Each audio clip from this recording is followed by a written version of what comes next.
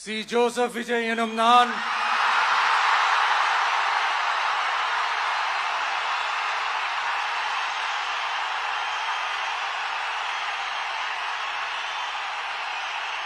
சட்டப்படி அமைக்கப்பெற்ற இந்திய அரசியல் அமைப்பின்பால் உண்மையான நம்பிக்கையும் மாறா பற்றும் கொண்டிருப்பேன் என்றும் இந்திய நாட்டின் ஒப்பில்லாத முழு முதல் ஆட்சியையும் ஒருமையையும் நிலை நிறுத்துவேன் என்றும் தமிழ்நாட்டு அரசின் முதலமைச்சராக உண்மையாகவும் உளச்சான்றின்படியும்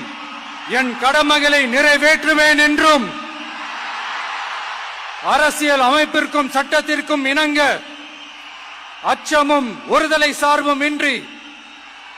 விருப்பு வெறுப்பை